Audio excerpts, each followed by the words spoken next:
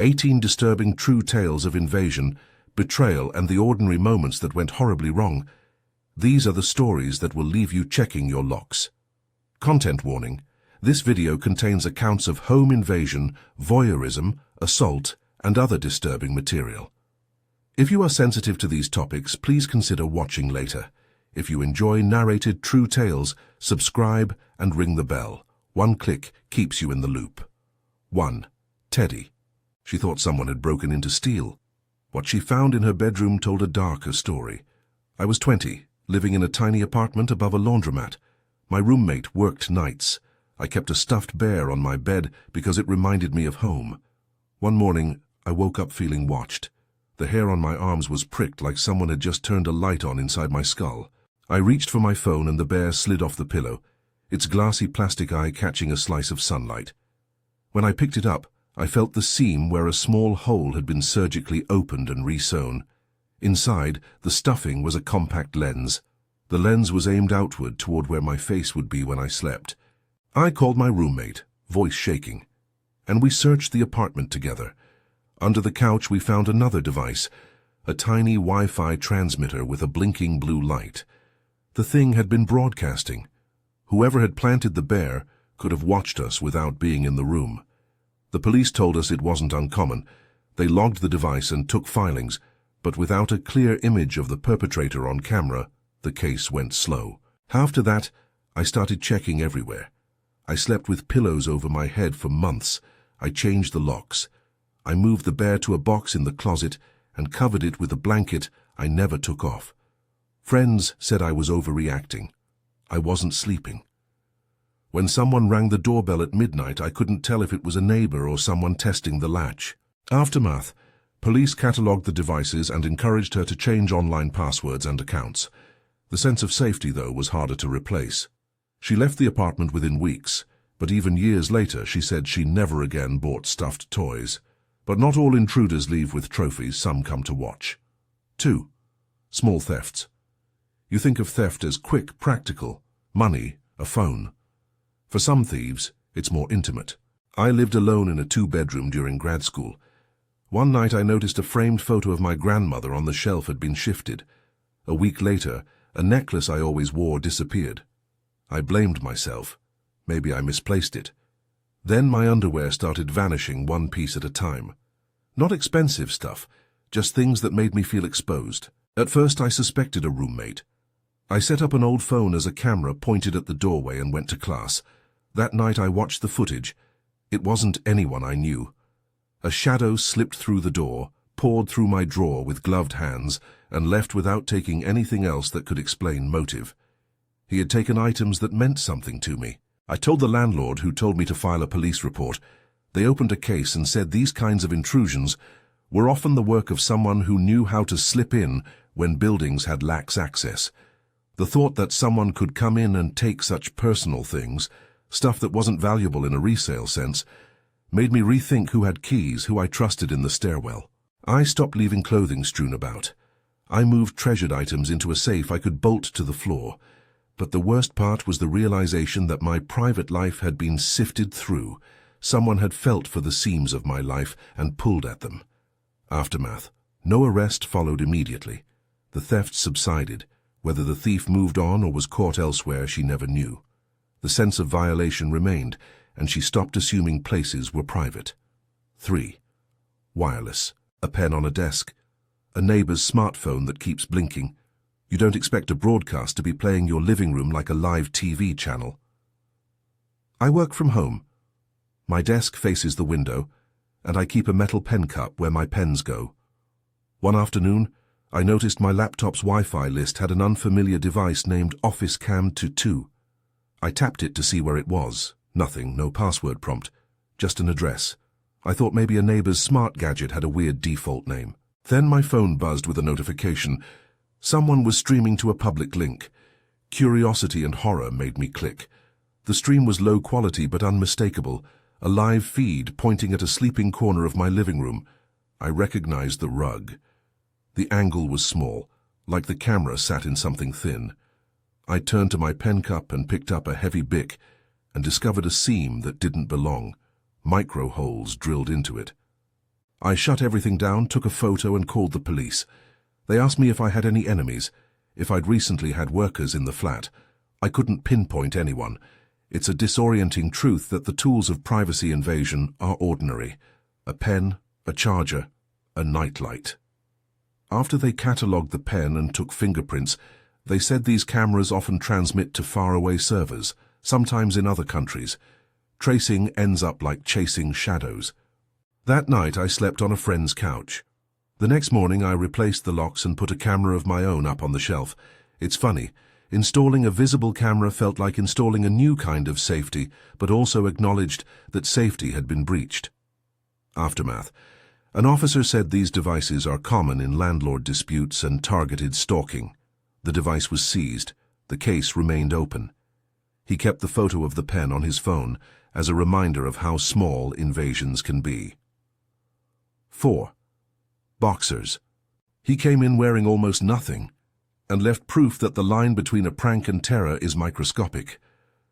I buy a cabin in the mountains with 3 friends to get away from the city for a week. On our second night, one of my buddies woke up because someone was moving around downstairs. By the time we got out of our rooms, a man was standing in the kitchen, wearing only boxers and a grin that didn't reach his eyes. He said he'd taken a wrong turn on the trail, that he had been cold, and then he laughed. We told him to get out. He wandered upstairs and rifled through drawers. In the attic, the smell of old wood hid something colder. 2 hunting knives, a rolled length of rope, a pack of duct tape. None of those items matched anything we'd left out. He noticed us looking at the gear and gave us a shrug that felt calculated. We called the sheriff while one of us kept him talking. He offered to make coffee. When the sirens arrived, he fled down the driveway like a shadow, disappearing between pines. The deputies tracked boot prints and tire marks, but not much else. Our sense of safety in that cabin collapsed. We went straight to town and booked a motel. One of us stayed awake most of the night and said he had the image of the man's face in the frame of the kitchen window, like a ghost that might come back. We later found that the man had a record of trespassing at similar rentals in the county. The sheriff suggested we post the cameras we had, but the cameras feel like proof of intrusion rather than comfort. Every floorboard creaks now. Aftermath. No violent act occurred that night, but the discovery of potential weapons made the threat feel closer to decision than accident. One friend resigned from weekend trips forever. 5. Packed. They thought they had driven away from danger. The house they left behind told them otherwise. We rented a beach house for a family reunion. On the 3rd night, a neighbor called our youngest cousin and told them their front door was open. We drove back before sunrise and found the living room turned over, chairs upended, drawers emptied. At first it seemed like a robbery, but in a closet we found something else: neatly coiled rope, a heavy hatchet wrapped in a towel, and 2 pairs of boots left like a mark. There were no fingerprints close enough to trace. It felt like the intruder had been expecting us to be away and planned for something more than theft. The sheriff believed it could have been intimidation, someone trying to keep us from returning, or something targeted at one of the family members. We packed up and left that day. The reunion ended with tears and whispered plans. There was a headline in the local paper a month later. Another family found similar items at a vacation property. Nobody wanted to believe houses like ours were being scouted in the off-season. Those items sat under a tarp in evidence photos, anonymous and ominous. People asked if we'd filed a civil suit or looked into rental security. We did what we could, but days later, the feeling had already morphed into a dull, persistent anxiety. Every roadside shadow, every car parked too long seemed like a signal. Aftermath. Local police advised extra security checks for vacation rentals. The family never returned to that beach house, and relatives became skittish at holiday gatherings. 6. Motel night. A single night on the road can become a story you tell for years. I was driving home after a long shift. It was late and the highway was slick. I stopped at a motel because the radio said fog ahead. I parked, registered under my name, and fell asleep fast. In the middle of the night I woke with a weight on my chest. Someone was in the bed beside me, breathing shallow. I froze and reached for the lamp. My hand hit heat. My phone was gone. I lunged for the stranger, and the top woke up. He apologized, said he thought the room was his. He was disoriented and mostly naked. I told him to leave, and he stumbled to the door, cursing. I saw slashes on his arms and a cut on his lip. He muttered about his truck being towed and needing a place. It wasn't until later I realized my car keys were missing from the nightstand. I called the front desk, and the clerk went to check the parking lot. The man came back with my keys and a beer in his hand. He shrugged and said he found a window open. I paid for another room and slept slenderly until morning, my phone under my pillow like a talisman. I didn't report it. It felt messy. Was it a misunderstanding or an attempted assault? The clerk said travelers make mistakes, and the man didn't seem like a predator, more like a wandering, wrecked person. Still, I couldn't shake the image of him in my bed. When I left the motel, my sense of being ordinary and invulnerable had been replaced by a softer, more fractious edge. Aftermath. No crime was recorded beyond a noise complaint. The narrator changed travel habits, and the motel stayed in the memory as a place where boundaries blurred. 7. Half Dome. A trusted trail becomes the scene of a choice that makes everyone look sideways. I was near the top of a granite face when I felt a hand at my back. I worked as a seasonal guide and knew the trail. One of the group slipped. I turned, and a tall man was behind him, smiling too much. He bumped my pack, and then walked close enough I could smell tobacco and something like fish. Later, the hiker slipped again and fell farther than was normal for the angle. There was no obvious push, but afterward he swore someone shoved him. We radioed for a ranger. The guy who had been close vanished down the trail. We gave descriptions to searchers, and an APB went out to rangers in the valley. A week later, another guide called about a tall man asking odd questions. Who leads the late groups where people hike alone? It got under our skin. The boy who fell recovered after stitches and time. He insisted he had been pushed. The sheriff's office interviewed hikers and looked at footage from a lodge camera showing a tall figure on the trail during the time in question. But when hikers' accounts don't match, it becomes witness testimony versus plausible deniability. No arrest came immediately, and that ambiguity is what haunted us most. Back at the trailhead, people whispered about the tall guy and pulled their jackets closer. Guides started avoiding late groups, and a few hikers quit guiding entirely. The idea that a single person could turn a path you walked 100 times into a place of suspicion makes a wilderness feel suddenly curated by danger. Aftermath. The incident sparked more vigilance among guides and new policies about group sizes on exposed portions of the trail. The tall figure was reported to local authorities, but remained unidentified at the time. 8. Mock execution. One man's attempt to intimidate turned a job into a choice between safety and principle. I used to work for a wildlife organization that took teams into rural properties. On a late afternoon patrol, a poacher caught us in a clearing and laughed like it was a game. He pointed a pistol at our driver and made a show of cocking it, never firing, but he put it to the driver's temple and said we'd better leave the land and never come back. Then he staged it like a movie. He blindfolded the driver and pretended to execute him, pulling the trigger so close the smoke smell was real. He laughed when the driver flinched. We drove away shaking. The driver quit 2 weeks later. We filed a report. The ranger we told said such shock tactics are used by people who want to assert territory. The man had threatened to put an end to those who reported him. Looking back, he was known to police for illegal hunting, but a lot of that lives in whispers because rural beats have fewer resources to pursue every case. I remember watching the driver's hands tremble on the wheel and feeling a wash of helplessness. Our equipment wasn't designed for combat. We were there to patch traps and collect data, not to confront armed men. The incident made me reassess whether whistleblowing was worth the risk. Months later, I heard the same poacher had been arrested after an unrelated chase, but the memory of the muzzle at our colleague's temple didn't leave.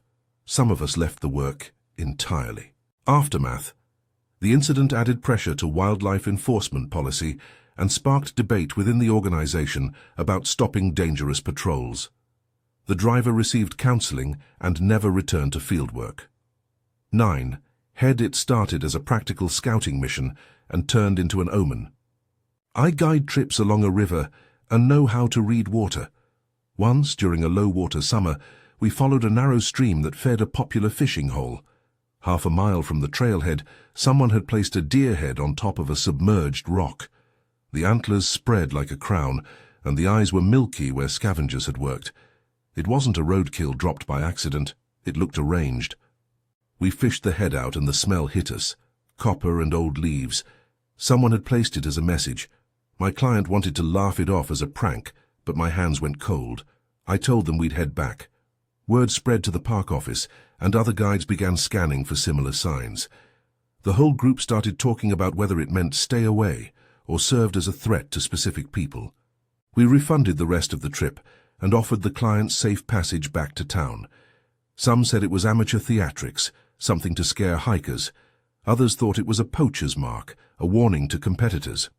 The ranger's report said the head was likely meant to intimidate, but didn't point to a perpetrator. That image, the antlers at sunrise above the waterline, stuck with me. It was small and grotesque, a private symbol left in a public space.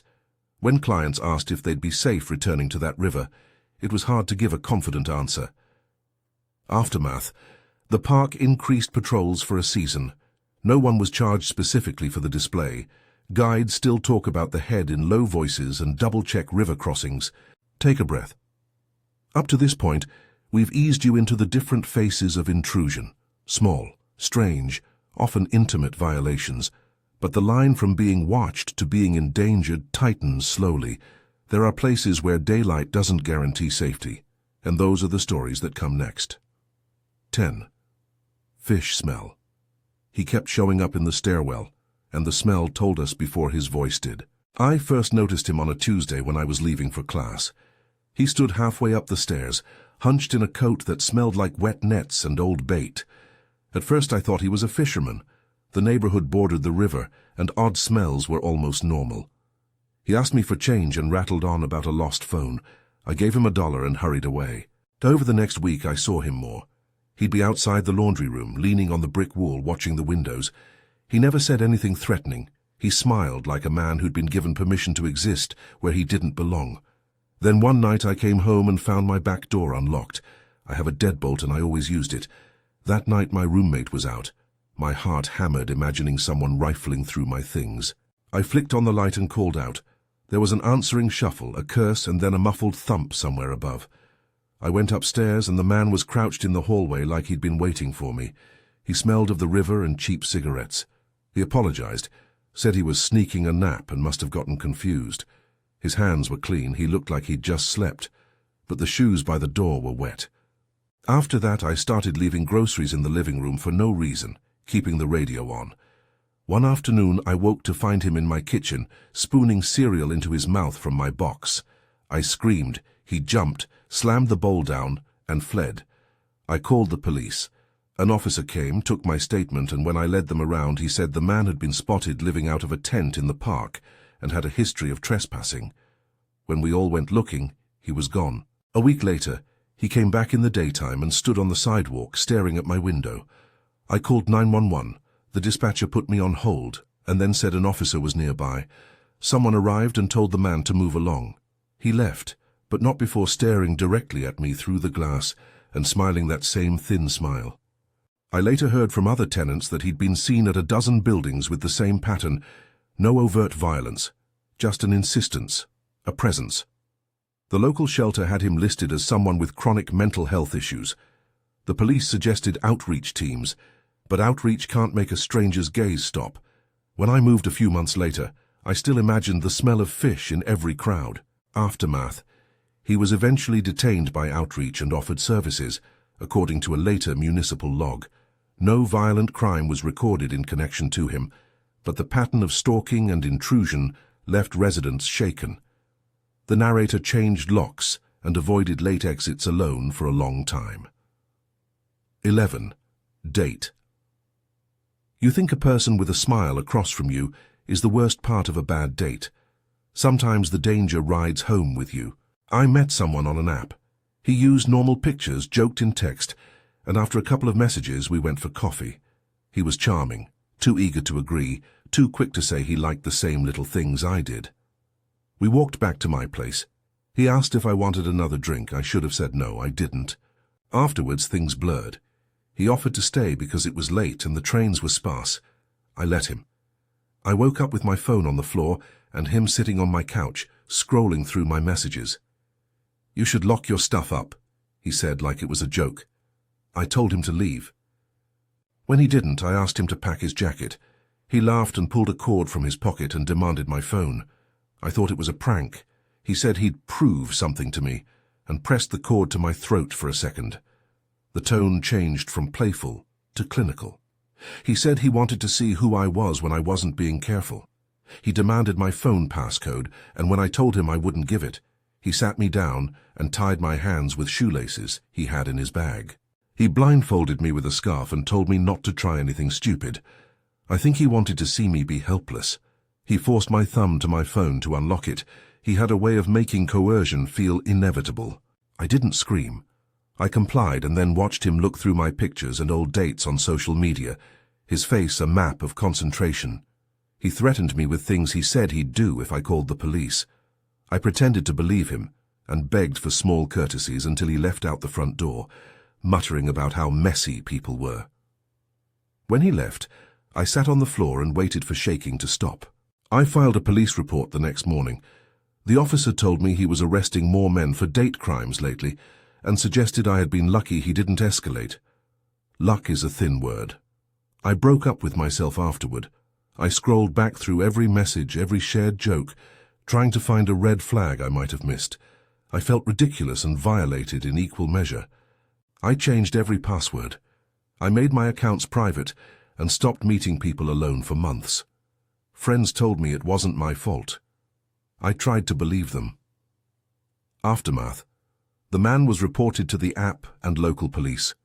Several months later, a similar complaint mentioned a familiar pattern. Legal outcomes were unclear at the time, but the narrator emphasized the lingering paranoia. Simple acts like answering the door left them trembling. 12. Blindfold. They told him to keep his head down, and the forest taught him how to count seconds. It was supposed to be a weekend ride with friends, nothing fancy, a little camping, a couple of beers around a fire. We split into 2 cars to a trailhead that sits where the road turns to gravel. At dusk, a van pulled up beside us. 2 men got out, faces taut with teeth. One of them said they'd been having car trouble and asked for a cigarette. We laughed and passed one out. But when we walked back, the mood had shifted. They followed us, asking if we were going to a party. When we said no, they shrugged and walked alongside us. At the edge of the woods, they said the road was easier if we followed them. The lead guy asked for a lighter and then, without warning, slapped one of us hard enough to knock him into the ferns. They grabbed another, shoved him face first, and a strap wrapped around his mouth. They blindfolded him with a bandana. They led the man into a shallow clearing and told the rest of us to get in the van. They made no threats at first, just orders. The blindfolded guy kept counting silently, his breath ripping through the cloth. They took electronics, wallets, a watch, and worse, took the van keys. For 20 minutes we sat in fear, waiting. Their voices were casual. They'd been on the road before, they said. This was just business. Someone in our group managed to slide a pocket knife free and cut his bonds when the men argued. He unwrapped the bandana with hands that shook. We ran. One of the attackers shouted, and we sprinted through brambles until the road came up and a passing car slowed. We flagged them down and called 911. The police searched the area and opened a case. They found footprints, hurried nails, and the imprint where the van had been idled. The men were not found that night. We got our things back at a pawn shop a week later. Someone had dropped several items there after a bad exchange. The experience left us rattled. The idea that a trail you know could be turned into an ambush wore on everyone. We still camp, but we don't split into cars with strangers. We do more planning now, mile markers, check-ins, leaving extra gas in the truck. That day we learned how quickly ordinary choices can become survival decisions. Aftermath. The attackers remained at large for months. Police linked similar robberies in the region. The group offered testimony to the investigation and changed their own habits forever. 13. Gizler. A prank that started as a joke nearly destroyed more than a living room. It cracked open grief. It began as a stupid bet among college kids. Whose idea? I don't remember. Someone dared a guy we knew to sneak into an ex's apartment and smear something offensive on the couch. He called himself the Gizler as a joke on social media. He lived up to the name, breaking in on a Saturday and leaving a disgusting prank. We laughed about it at first, until the woman who'd been targeted came home to find her sofa ruined and a vase cracked. She cried. Not because of the mess, but because the invader had opened the box with her late father's ashes sitting on the shelf. There was no disrespect intended, just stupidity, but the consequences were enormous. She said she'd not told many people about the urn. It had been on her mantel since the funeral. Seeing it opened, the ashes scattered like dust on the carpet, made something final feel scraped open. Some of us called the prankster and asked him what he was thinking. He shrugged and said, "It was a prank. Lighten up." The woman's roommate had to sweep pieces of her life back into a box. The police arrested him for breaking and entering, and for property damage. Online, his brand collapsed as classmates turned on him. He posted an apology that felt mechanical. Some of us tried to mediate, but the woman wanted nothing to do with him. A court date was scheduled and the case moved through the misdemeanor docket. Feeling guilty didn't make the woman whole. The urn was creased at one edge, and the damage couldn't be repaired. What angered me most was not the prank, but the casualness with which someone weaponized shame for content. We told ourselves we'd grown out of that dangerous thrill, but the apology videos and the comments showed a hunger for spectacle that hadn't gone away. In the end, the prank cost more than a couch. It cost trust. Aftermath, the man faced community service and was ordered to pay restitution. The woman moved apartments and later said she couldn't sit comfortably in a living room without looking at the door. 14. Crush. A crowd can be a living thing, and sometimes it hunts. It was a summer festival, and the headliner came out to a roar. People pressed forward, shoulders compacted. At first it was excitement, arms thrown up, bodies shouting. Then a surge rolled through the crowd like a wave that forgot the shore. Someone screamed, a barrier bent. The front rows were squeezed so tightly you couldn't tell where one person ended and another began. My friend said someone near him toppled and couldn't get up. People started to stack on each other. The band stopped playing. A hush fell that was more like a vacuum. Security tried to make a path, but the crowd didn't know how to move. The pressure kept pushing.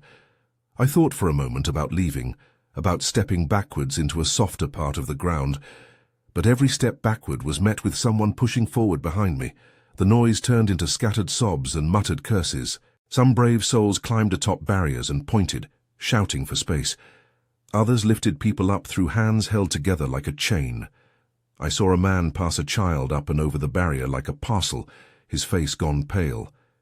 EMTs couldn't get all the way through. Later we learned some people had been trampled and carried out on stretchers. A local news alert said dozens were injured. The image of stretchers under festival lights haunted everyone. After that night, the festival released statements pledging changes to crowd control. There were investigations into emergency access and vendor placement. Friends who were there stopped going to big shows for a while. For some, the memory is a physical thing. They feel the heat of another's breath on the back of their neck and flinch. For others, it's a math problem. How many people per square meter is too many? The answer is always fewer than we were that night. Aftermath. The festival revised their protocols and offered refunds. Survivors spoke out about delays in care and the terror of being crushed in a place meant for joy. Some formed informal groups to advocate for safer shows. 15. Knife. A festival is a place of chaos, and sometimes chaos turns edged. I met up with friends at an outdoor stage. Our group had been friends since high school, drinking cheap cider, singing along. At one point, a fight broke out a few rows over. We thought it was the usual spilled beer argument until someone yelped and blood sprayed like an awful punctuation. A guy named Toby, he was always half joking about how he'd protect someone, pulled a knife during an argument, and suddenly it was no longer a scene, but a crime. My friend was standing between two people when the blade flashed. He didn't remember the moment of impact later.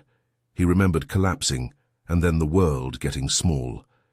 People around him did what they could. Someone used a jacket like a tourniquet. Another person kept pressure on the wound. Security and medics were on it in minutes, but minutes feel like hours when blood is leaking onto festival grass. Toby bolted into a crowd that was already frantic. He wasn't wearing anything that stood out. He blended into the swelling throng and then vanished. It took police time to isolate which way he ran and to get cameras to cooperate. The injured friend survived, but the recovery stretched on. He needed surgery and months of rehabilitation. His optimism was curbed by a scar that rewrote what safe night out meant. They caught Toby a few days later because a witness remembered a brand of jacket he'd been wearing, and a local pawn shop had a knife pawned the morning after. He didn't have a long criminal record, which surprised people. In court, he said it was a moment of heat, something that happened in the second and then got out of control. We stopped taking for granted that festivals were neutral spaces. The music kept playing elsewhere that weekend. Life resumed for many. For the people who were there, the memory is a small, bright pain, the sound of the gasp when someone falls. Aftermath. The defendant was arrested and charged. The survivor underwent extensive care. Friends rebuilt trust slowly, and some stopped going to large shows altogether. Trigger warning. The next section deals with organized online exploitation, grooming rings, and crimes against children. These accounts focus on law enforcement investigations, rescues, and the emotional toll on survivors. If you need to step away, now is the time. 16. Cathedral. An investigation that unfolded across borders, revealing how anonymity and technology can shield enormous cruelty. This isn't a single person's eye account, but a mosaic of reporting and testimony from investigators who worked on a case known to the press as Operation Cathedral. I followed the coverage because it felt like watching something people had whispered about in chat rooms get pulled into daylight. Police in multiple countries coordinated after a trove of images and logs were shared by cybersecurity researchers. The files pointed to a network of abusers sharing illicit material collected through deceit, blackmail, and systematic grooming. Investigators described hidden servers, encrypted channels, and a pattern: predators who found each other online and organized procurement and distribution on a scale that shocked even seasoned detectives. The operation involved cyber units, child protection teams, and foreign agencies. They used sophisticated digital forensics, tracing metadata, finding breadcrumb servers, and following small mistakes attackers made in their digital hygiene. Arrests were staggered so the network couldn't simply reconstitute itself, and raids were executed simultaneously in different countries. The scale of coordination was one of the few hopeful things. It showed what law enforcement can do when resources are pointed at a problem. Survivors, those who were eventually located and who wanted to speak through counsel, talked about the long film strip of exploitation, often beginning with seemingly innocuous messages, then pressure, then something that made them afraid to confide in anyone. Many years of material meant many victims. Prosecutors described a web where guilt passed like currency, and where networks offered predators an audience that encouraged escalation. The arrests didn't erase the damage. Many victims entered years of therapy and legal processes that felt never-ending. Some people were rescued from abusive situations, others chose anonymity over public testimony. Convictions were handed down in several cases, sentences reflective of different legal systems and differing evidentiary thresholds. Yet even with convictions, victims emphasized that the worst part wasn't jail time for offenders, but the knowledge that digital traces can survive and circulate. Investigators said that public awareness, parents, teachers, platform designers, helped. But they also warned that technology moves faster than policy. For some, the victories felt partial. Arrests and prison terms are necessary, never sufficient. The work continues. Aftermath. Operation Cathedral led to dozens of arrests across jurisdictions. It sparked policy discussions about platform responsibility and improved cooperation between cybercrime units. But many advocates said more support for survivors and faster mechanisms to remove illicit material were still urgently needed. 17. White Tiger. A web of aliases and hidden communities collapsed into courtrooms that had to learn to see monsters in code names. A journalist friend who covers online crime put me in touch with documents and interviews related to what netizens called White Tiger, and a set of handles tied to an organized group, sometimes referenced as 764. The shorthand matters because these predators hid behind layers of identity, nicknames, VPNs, burner phones, until they couldn't hide anymore. The case in Hamburg was one of several investigations that revealed how grooming and exploitation evolved from one-to-one manipulation into coordinated networks. Police described suspects who targeted vulnerable households, who cultivated trust slowly, and who then drove families to places where they could control communications. The marks of grooming were painfully familiar to those who work in child protection: isolation, incremental normalization, and then coercion. What made this wave particularly chilling was the sense of community among perpetrators. They traded advice on evading detection, they exchanged trophies, and they reinforced each other's worst impulses. The investigators I spoke to focused on the technical breakthroughs, how a single small slip in an IP chain or a mislabeled disk could open a door that, when pushed, revealed an entire coordinated machine. Trials in different countries played out in rooms where legal teams argued about jurisdiction and the admissibility of encrypted evidence. Some defendants received long sentences. Others were charged with a patchwork of offenses stretched across borders. Survivors who came forward did so with courage, but many never got the legal closure they wanted. Some perpetrators had died, moved, or remained at large. Others were tried in absentia. The emotional fallout extended beyond the victims. Families were fractured, communities felt betrayed, and professionals who worked in the cases reported high levels of secondary trauma. Advocates pushed for better funding for counseling and for long-term support. Lawmakers spoke about the urgency of better international tools to freeze servers and take down material before it multiplied. The takeaway investigators stressed was blunt. The internet can both expose and protect abusers. When it exposes them, it can tear apart networks that seemed impenetrable. But until policies and technologies catch up, those who perpetrate these crimes will continue to adapt. Aftermath. Large coordinated arrests were reported in several countries. Seizures of servers and account data led to additional investigations. The narrative closed with a cautious note. Enforcement works, but deterrence is incomplete. Take a breath. These last two stories are heavy and may stay with you. If you need to pause, do so. 18. Sharon. A woman met a stranger through messages. The evidence that followed would shock courts and communities. Sharon's story often appears in news reports as a case where online roleplay turned deadly, but that description flattens the human loss. She worked in healthcare, loved cats, and spent her evenings messaging with someone she thought understood her private edges. Emails and messages later cited in court show a flirtation that toggled between playful and darker curiosity. At some point, the flirtation crossed an unspoken line and turned into a plan. The man who contacted her, reported in press under his real name in court records, wrote with an intensity that matched how fast they moved from messages to meeting. After they met, neighbors later told police they'd seen a couple go into an apartment and then one person leave alone. Sharon was reported missing. The investigation that followed unearthed emails between the suspect and others where disturbing fantasies were traded. The defendant's defense team argued those emails were fantasy and consensual writing. Prosecutors said the messages were part of a pattern that led to real harm. Forensic evidence played a large role. Investigators found traces of the interaction, timestamps, digital metadata, and physical items that they argued connected the accused to Sharon's disappearance and death.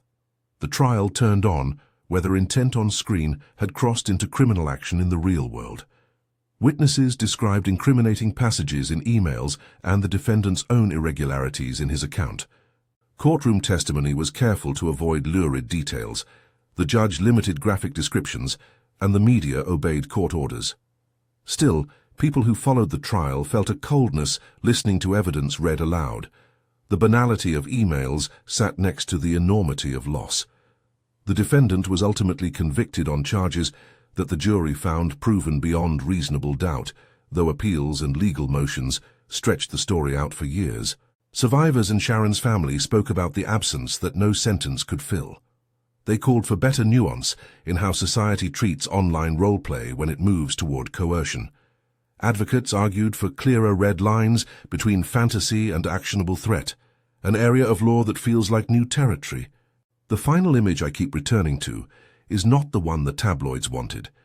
It's a woman who disappeared from the everyday fabric of her life and the complicated, imperfect way, the system tried to stitch together an explanation. Aftermath. The defendant was convicted. Sentencing and appeals followed. The case prompted conversations about online boundaries, consent, and the need for tools to better recognize when digital fantasies become threats. Closing reflection. 18 stories and the thread tying them together is plain. Danger wears many faces. Sometimes it is the anonymous device inside a teddy bear.